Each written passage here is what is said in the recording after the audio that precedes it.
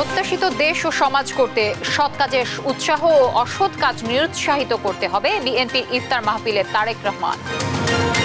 রাজনৈতিক মতভেদ থাকলেও দিন শেষে সবাই সুষ্ঠু নির্বাচন চায় বললেন সিইসি। গ্রহণযোগ্য ভোট উপহার দেওয়ার প্রতিশ্রুতি।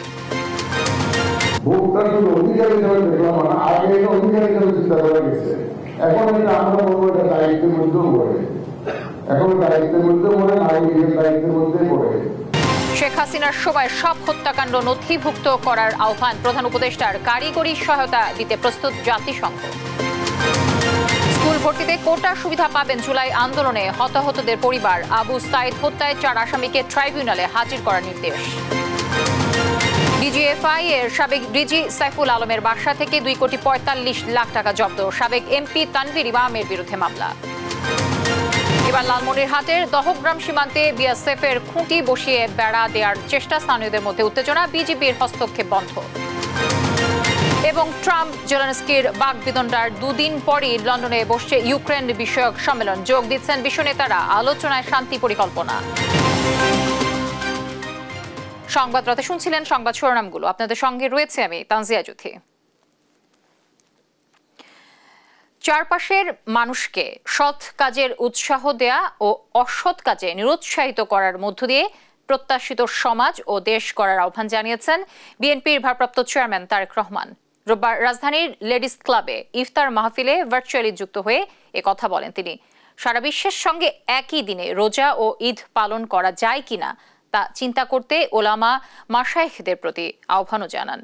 আর বিভিন্ন ইস্যু তৈরি করে জাতির মধ্যে বিভেদ সৃষ্টির চেষ্টা হচ্ছে বলে অভিযোগ করেন দলের স্থায়ী কমিটির সদস্য মির্জা আব্বাস। সাইফুল রিপনের রিপোর্টে আমরা বিস্তারিত জানব। প্রতিবারের মতো এবারও প্রথম রোজায় ওলামা মাশায়েখ ও এতিমদের সম্মানে রাজধানীর লেডিস ক্লাবে ইফতার মাহফিলের আয়োজন করে বিএনপি। ইফতার পূর্ব সংক্ষিপ্ত আলোচনায় বিএনপির স্থায়ী কমিটির সদস্য মির্জা আব্বাস বলেন, বিএনপির সঙ্গে ওলামা মাশায়েখদের বিভেদ তৈরির চেষ্টা করছে এক শ্রেণীর লোক। সেকেন্ড রিপাবলিক কি বলে আমি বুঝি নাই, আপনারা বুঝেছেন কি জানি না। অর্থাৎ একটা উসিলা ধরে একটা বিশেষ উসিলা ধরে জাতির মধ্যে বিভেদ সৃষ্টি করার চেষ্টা চলছে। দয়া করে আপনারা খেয়াল রাখবেন। আর আপনাদের মতো এরকম একই রকম পোশাক পরা এক শ্রেণী ওটাকে বাতাস দিয়ে যাচ্ছে। প্রধান অতিথির বক্তব্যে দলের ভারপ্রাপ্ত চেয়ারম্যান তারেক রহমান সারা বিশ্বের সঙ্গে একই দিনে রোজা ও ঈদ পালন করা যায় কিনা তা চিন্তা করতে ওলামা মাশায়েখদের প্রতি আহ্বান জানান। সারা দেশে আরো অনেক জ্ঞানী ওলামা মাশায়েখগণ আছেন। আমরা চিন্তা করে দেখতে পারি কিনা, আমরা আলোচনা করে দেখতে পারি কিনা যে বাংলাদেশের মানুষ সারা বিশ্বের মানুষের সাথে একই দিনে আমরা একসাথে রোজা এবং ঈদ পালন করতে পারি কিনা। রমজানের শিক্ষা, সংযম, ধৈর্য ও মানবিক দৃষ্টি নিয়ে মানুষের পাশে দাঁড়ানোর তাগিদও দেন তারেক রহমান। মানুষকে আমাদের আশেপাশে যত আমাদের সহকর্মী, পরিবার, আত্মীয় স্বজন, বন্ধু বান্ধব যারাই আছেন তাদেরকে সৎ কাজের জন্য উৎসাহ দেওয়া এবং অসৎ কাজে নিরুৎসাহিত করা। আমার মনে হয় এটি আমরা যদি করতে সক্ষম হই, যতটুকুই যার যতটুকু অবস্থান থেকে যতটুকু আমরা করতে সক্ষম হই না কেন, তাহলে আমরা আমাদের যে প্রত্যাশিত সমাজ, আমাদের যে প্রত্যাশিত দেশ, এরকম একটি সমাজ এবং দেশ ধীরে ধীরে পর্যায়ক্রমিকভাবে গড়ে তুলতে সক্ষম হব। সাইফুল রিপন, দেশ টিভি, ঢাকা। জনপ্রত্যাশা অনুযায়ী একটি অবাধ ও সুষ্ঠু নির্বাচন উপহার দেওয়ার প্রতিশ্রুতি পুনর্ব্যক্ত করেছেন প্রধান নির্বাচন কমিশনার এএমএম নাসির উদ্দিন। রোববার সকালে আগারগাঁওয়ে নির্বাচন কমিশন ভবনে জাতীয় ভোটার দিবসের আলোচনায় কথা বলেন তিনি। ভোটের প্রতি মানুষের আগ্রহ বেড়েছে উল্লেখ করে সিসি বলেন, রাজনৈতিক দলগুলোর মধ্যে মতভেদ থাকলেও সবাই দিন শেষে সুষ্ঠু নির্বাচন চায়। শিউলি রায়ের রিপোর্ট জানাচ্ছেন নাফিয়া ফারজানা। তোমার আমার বাংলাদেশে ভোট দেব মিলেমিশে প্রতিপাদ্য নিয়ে সপ্তমবারের মতো জাতীয় ভোটার দিবস উদযাপন করেছে নির্বাচন কমিশন। আলোচনা অনুষ্ঠানে জুলাই গণ অভ্যুত্থানে আহত ১৩ জনের হাতে স্মার্ট জাতীয় পরিচয়পত্র তুলে দেন প্রধান নির্বাচন কমিশনার।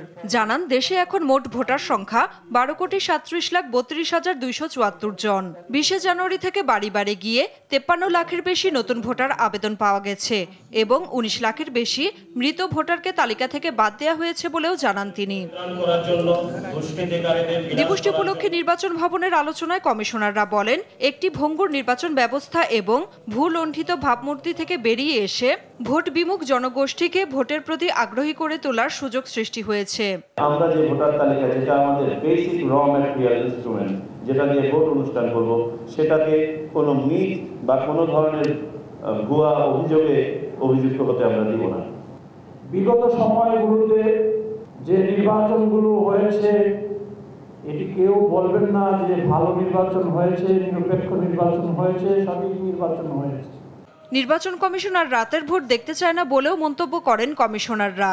কমিশনের সংস্কারের তাগিদ দিয়ে স্কুলের খোলা মাঠে ভোট আয়োজনের আগ্রহের কথাও জানান তারা। রুদ্ধদ্বার রুমে যদি সেই ভোট অনুষ্ঠান করি, তাহলে কি সেটা স্বচ্ছ হবে? নিশ্চয় হবে না। তাই আমি চাই আমাদের এই নির্বাচনটা হোক খোলা মাঠে।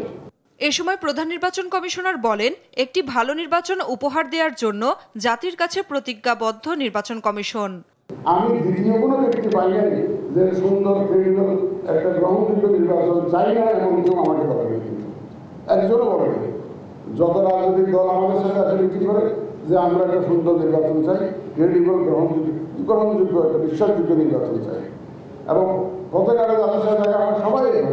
দিবসটি উপলক্ষে আয়োজিত বর্ণাঢ্য র্যালিটি আগারগাঁওয়ের বিভিন্ন রাস্তা প্রদক্ষিণ করে। নাফিয়া ফারজানা, দেশ টিভি, ঢাকা। ক্ষমতাচ্যুত প্রধানমন্ত্রী শেখ হাসিনার শাসনামলে সংঘটিত বিচার বহির্ভূত হত্যাকাণ্ড সহ পুলিশি বর্বরতার ডকুমেন্টস নথিভুক্ত করার উপর জোর দিয়েছেন প্রধান উপদেষ্টা ডক্টর মোহাম্মদ ইউনূস। রোববার রাষ্ট্রীয় অতিথি ভবন যমুনায় বাংলাদেশে জাতিসংঘের আবাসিক সমন্বয়ক গুয়েন লুইস ও আবাসিক সমন্বয়কারী কার্যালয়ে সিনিয়র মানবাধিকার উপদেষ্টা হুমা খানের সঙ্গে সাক্ষাৎকালে এই আহ্বান জানান তিনি। প্রধান উপদেষ্টা বলেন, এই দেশের জনগণের উপর সংঘটিত সব নৃশংসতার যথাযথ নথিভুক্ত প্রয়োজন। তা না হলে সত্য জানা এবং ন্যায় বিচার নিশ্চিত করা কঠিন। জাতিসংঘ বাংলাদেশের জনগণকে এই বিষয়ে তাদের সক্ষমতা বৃদ্ধিতে প্রযুক্তিগত সহায়তা প্রদান করতে প্রস্তুত বলে জানান আবাসিক সমন্বয়কারী লুইস। বলেন, এটি নিরাময় ও সত্য প্রতিষ্ঠার প্রক্রিয়া।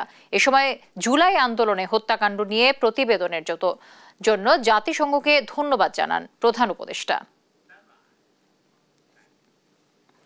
মুক্তিযোদ্ধা কোটার মতো ২০২৪ সালের জুলাই অগাস্ট অভ্যুত্থানে আহত ও নিহতদের পরিবারের সন্তানদের সরকারি বিদ্যালয়ে ভর্তির ক্ষেত্রে ৫% কোটা নির্ধারণ করেছে অন্তর্বর্তীকালীন সরকার। এ বিষয়ে গত ২০ ফেব্রুয়ারির একটি অফিস আদেশ আজ রোববার জারি করেছে মাধ্যমিক ও উচ্চশিক্ষা অধিদপ্তর।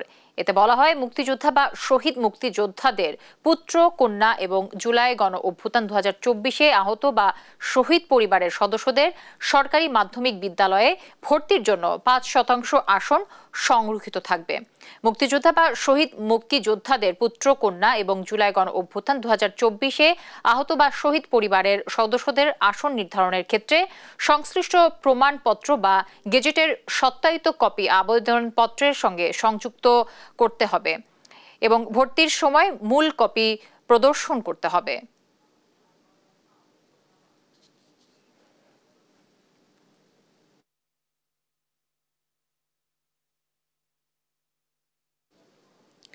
জুলাই আন্দোলনে প্রথম শহীদ আবু সাইদের ঘটনায় গ্রেফতার থাকা ৪ জনকে ৯ এপ্রিল হাজির করার নির্দেশ দিয়েছেন আন্তর্জাতিক অপরাধ ট্রাইব্যুনাল।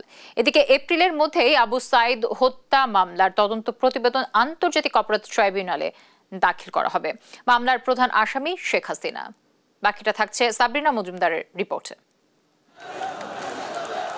গেল বছরের ১৬ জুলাই শিক্ষার্থীদের কোটা সংস্কার আন্দোলনে সারা দেশের শিক্ষা প্রতিষ্ঠান উত্তাল।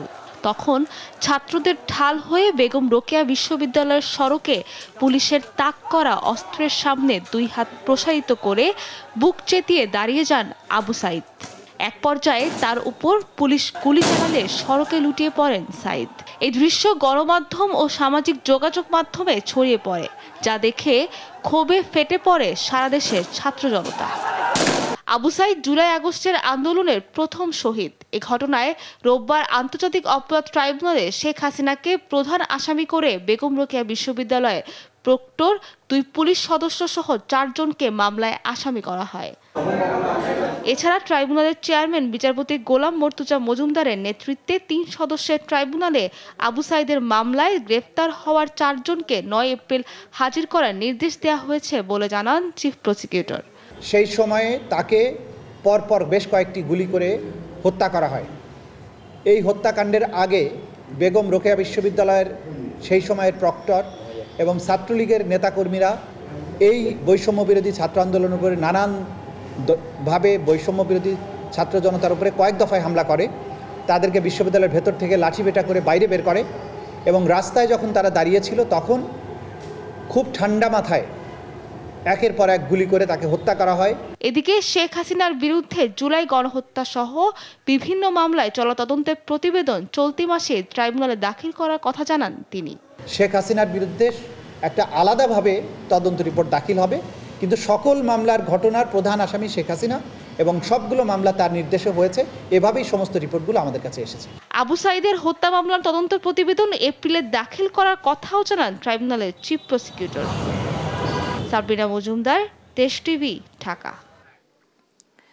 ডিজিএফআই এর সাবেক মহাপরিচালক লেফটেন্যান্ট জেনারেল অবসরপ্রাপ্ত সাইফুল আলমের সেনানিবাসের বাসা থেকে 2,45,00,000 টাকা জব্দ করেছে দুর্নীতি দমন কমিশন। গেল শুক্রবার মধ্যরাতে অভিযান চালিয়ে এসব অর্থ জব্দ করা হয় বলে জানান সংস্থাটির মহাপরিচালক আক্তার হোসেন। এদিকে সাবেক প্রধানমন্ত্রীর উপদেষ্টা এইচ.টি. ইমামের ছেলে সিরাজগঞ্জ 4 আসনের সাবেক সংসদ সদস্য তানভীর ইমাম তার স্ত্রী ও ছেলের বিরুদ্ধে 3টি মামলা করেছে দুদক। ফজলে আদিত্যের প্রতিবেদনে আমরা বিস্তারিত জানব। গেল 27 ফেব্রুয়ারি শুক্রবার মধ্যরাতে ঢাকা সেনানিবাসে ডিজিএফআই এর সাবেক মহাপরিচালক সাইফুল আলমের বাসায় ডিবির নেতৃত্বে তল্লাশি অভিযান চালায় যৌথ বাহিনী। অভিযানে দুর্নীতি দমন কমিশনের টিম তল্লাশি কার্যক্রমে সহায়তা দেয়।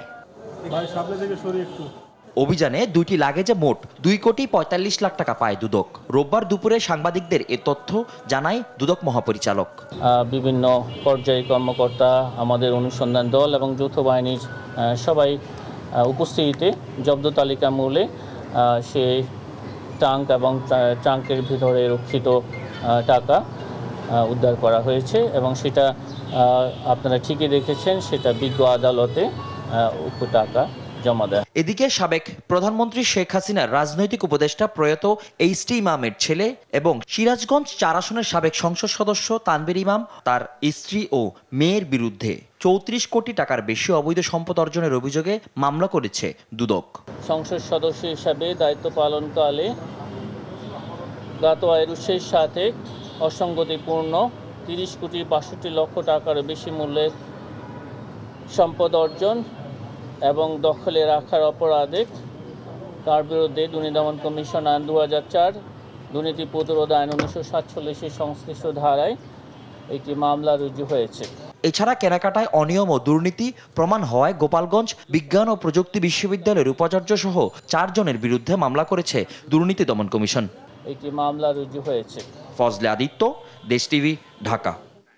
রমজানের প্রথম দিনই জমজমাট ছিল পুরান ঢাকার চকবাজারের ঐতিহ্যবাহী ইফতার বাজার। আশপাশ সহ দূর দূরান্ত থেকে ক্রেতারা ভিড় জমান হরেক রকম ইফতার সামগ্রী কিনতে।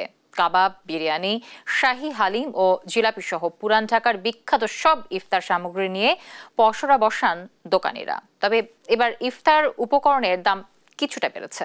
সাদ আহমেদের রিপোর্ট।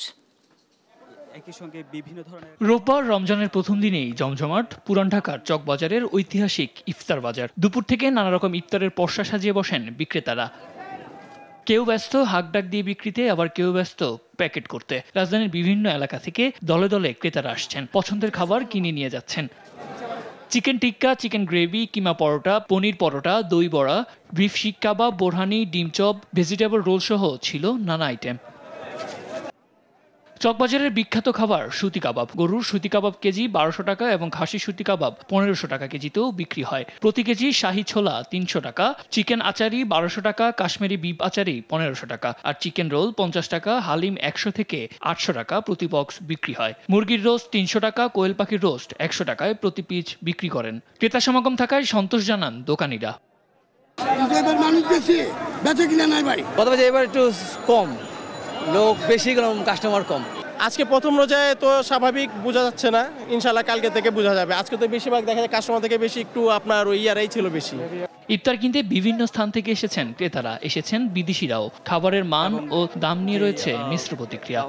এবার গতবার থেকে অনেক স্বস্তিকর, কারণ দাম মোটামুটি সবার আয়ত্তের ভিতরেই আছে। আমার মনে হয় সবাই কিনতে পারবে, স্বাভাবিকভাবেই সবাই কিনে খাওয়ার মতোই আছে।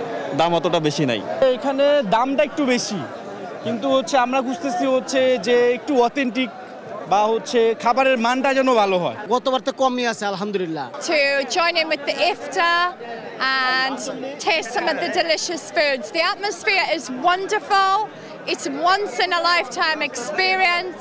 So we're very, very happy and honoured to be here. জিনিসপত্রের দাম বাড়ায় এবছর ইফতার সামগ্রীর দাম আগের তুলনায় কিছুটা বেশি বিক্রি করতে হচ্ছে বিক্রেতাদের। সাদ আহমেদ, দেশ টিভি, ঢাকা। রমজানে সিন্ডিকেট করে বাজার অস্থিতিশীল না করার আহ্বান জানিয়েছেন স্বরাষ্ট্র উপদেষ্টা অবসরপ্রাপ্ত লেফটেন্যান্ট জেনারেল মোহাম্মদ জাহাঙ্গীর আলম চৌধুরী। বলেন, যারা অস্থিতিশীল করবে তাদের বিরুদ্ধেই কঠোর হবে সরকার। রোববার বিকেলে রাজধানীর মিরপুর 14 পুলিশ লাইন্সে পাবলিক অর্ডার ম্যানেজমেন্ট ঘুরে সাংবাদিকদের প্রশ্নের জবাবে এসব কথা বলেন তিনি। স্বরাষ্ট্র উপদেষ্টা বলেন, গেল বছরের তুলনায় বাজার স্থিতিশীল, অস্থির যাতে না হয় সেদিকে নজর আছে সরকারের। রমজান মাসে 2 নারীর উপর হামলার ঘটনায় স্বরাষ্ট্র উপদেষ্টা বলেন, এই মাসে ধর্মীয় অনুভূতিতে আঘাত লাগে এমন কাজ না করাই ভালো। রমজান মাসে সবাইকে সংযত থাকার আহ্বান জানিয়ে এমন ঘটনার যাতে পুনরাবৃত্তি না হয় সেটিও গুরুত্ব দিয়ে দেখা হচ্ছে বলে জানান স্বরাষ্ট্র উপদেষ্টা। যারা তাদের যে সময় অন্যান্য অনুষ্ঠানগুলি হয়, ধর্মীয় অনুষ্ঠান, সে সময় তারা জিনিসপত্রের দামটা কমায় দেয়। আর আমাদের দেশে কিন্তু উল্টো হয়, আমাদের দেশে এই রমজানের সময় দামটা কিন্তু বাড়িয়ে দেয়। সিন্ডিকেট বাড়ায় মানে কি, আমি বিজনেসম্যানরাই বাড়ায় দেয়। এই জন্য বাড়ায় দেয়। আপনার বিজনেসম্যানকে অনুরোধ করবেন যেন তারা এই কাজটা না করে। এই সিন্ডিকেটের অবধিমান না থাকলেও গতবারের থেকে কিন্তু এবার জিনিসপত্রের দাম কম্পারেটিভলি একটু কম আছে। আওয়ামী লীগ আমলে অনেক বিতর্কিত ব্যক্তি ও প্রতিষ্ঠানকে স্বাধীনতা পুরস্কার দেওয়া হয়েছিল বলে অভিযোগ করেছেন আইন উপদেষ্টা ডক্টর আসিফ নজরুল। আর শিক্ষা উপদেষ্টা ডক্টর ওয়াহিদ উদ্দিন মাহমুদ জানান, চলতি বছর ব্যতিক্রমী কিছু মানুষ ও প্রতিষ্ঠান স্বাধীনতা পুরস্কার পাচ্ছেন। রোববার সকালে সচিবালয়ে জাতীয় পুরস্কার সংক্রান্ত উপদেষ্টা কমিটির বৈঠক শেষে এসব কথা বলেন তারা। আরো জানাচ্ছেন নাফিয়া ফারজানা। রাষ্ট্রীয় বিভিন্ন পুরস্কার নিয়ে মাঝে মধ্যে উঠেছে বিতর্ক। সম্প্রতি বাংলা একাডেমি সাহিত্য পুরস্কার নিয়ে বিতর্কের পর এ নিয়ে বাড়তি সতর্ক অন্তর্বর্তী সরকার। রোববার সকালে সচিবালয়ে জাতীয় পুরস্কার সংক্রান্ত উপদেষ্টা কমিটির বৈঠকে রাষ্ট্রীয় সর্বোচ্চ পদক স্বাধীনতা পুরস্কার নিয়ে সুপারিশ চূড়ান্ত করা হয়। বৈঠক শেষে কমিটির সভাপতি শিক্ষা উপদেষ্টা ডক্টর ওয়াহিদ উদ্দিন মাহমুদ জানান, এবার ব্যতিক্রমী কিছু ব্যক্তি ও প্রতিষ্ঠান স্বাধীনতা পুরস্কার পাবেন, তবে কতজন বা কারা পাচ্ছেন তা জানাননি তিনি। স্বাধীনতা পুরস্কারও এমন মানুষকে দেওয়া হয়েছে তাদের তো জীবনব্যাপী যেই অবদান, সেটা স্বীকৃতি হিসাবে এত বছর পরেও তারা কিন্তু কোনো পুরস্কার পাননি। কাজেই আপনাদের অনুমান করে নিতে হবে যে কি ধরনের আমরা মনোনয়ন দিয়েছি। কিন্তু এই না, এটা চূড়ান্ত হয়নি, এটা সুপারিশ। আর কমিটির সদস্য আইন উপদেষ্টা আসিফ নজরুল বলেন, আওয়ামী লীগ সরকারের আমলে র‍্যাব সহ বিতর্কিত প্রতিষ্ঠান ও ব্যক্তিকে স্বাধীনতা পুরস্কার দেয়া হয়েছিল। এর আগে যে স্বাধীনতা দিবস পুরস্কার দেখতাম, তখন আমাদের কাছে মনে হয়েছে এমন ব্যক্তি এবং প্রতিষ্ঠানকে পুরস্কার দেওয়া হয়েছে যেটা নিয়ে সমাজে প্রশ্ন উঠেছিল, এবং এমন প্রতিষ্ঠানকে দেওয়া হয়েছিল, র‍্যাবের মতো প্রতিষ্ঠানকেও স্বাধীনতা দিবস পুরস্কার দেওয়া হয়েছিল। এই দলগত গোষ্ঠীগত চিন্তার ঊর্ধ্বে থেকে স্যারের নেতৃত্বে আমরা এমন সব নাম সুপারিশ করেছি, আপনারা 21 পুরস্কারে দেখে আপনারা খুশি হয়েছিলেন, এই পুরস্কার দেখেও আপনারা আরো খুশি হবেন। এবছর 10 জনের কম ব্যক্তি বা প্রতিষ্ঠানকে স্বাধীনতা পুরস্কার দেয়া হবে। নাফিয়া ফারজানা, দেশ টিভি, ঢাকা। আন্তর্জাতিক আইন লঙ্ঘন করে গত দুদিন ধরে লালমনিরহাটের দহগ্রাম সীমান্তে কাঁটাতারের বেড়া ও লোহার খুঁটি বসানোর কাজ করেছে ভারতীয় সীমান্তরক্ষী বাহিনী, বিএসএফ ও ভারতীয় শ্রমিকরা। এতে স্থানীয়দের মধ্যে উত্তেজনা তৈরি হয়। পরে বাংলাদেশ সীমান্তরক্ষী বাহিনী, বিজিবি ও বিএসএফ এর মধ্যে বৈঠকের পর বেড়া নির্মাণ কাজ বন্ধ রাখা হয়। সহকর্মী জামাল বাদশার পাঠানো তথ্য ও ছবিতে বিস্তারিত অঙ্কন চৌধুরীর রিপোর্টে থাকছে।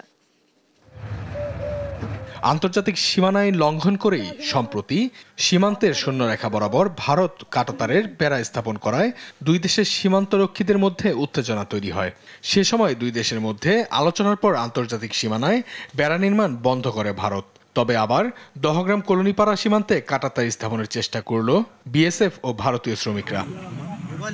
স্থানীয়রা জানান, শুক্রবার রাত থেকে শনিবার সকাল পর্যন্ত বিএসএফ ও ভারতীয় শ্রমিকরা দহগ্রামের কলোনিপাড়া সীমান্তে 3 থেকে 5 গজ শূন্যরেখার মধ্যে কাঁটাতারের বেড়া ও লোহার খুঁটি স্থাপন করেন। এর ফলে বিএসএফ ও স্থানীয়দের মধ্যে উত্তেজনা সৃষ্টি হয় এবং আতঙ্কিত হয়ে পড়েন সীমান্তের বাসিন্দারা। কালকে সার দিয়া গেছে, আজকে পানি দিবার গেছে, আমরা বাসায় থাকতে পারতেছি না ভয়ে। তখন আমি তো পাটগ্রামে চলে গেলাম।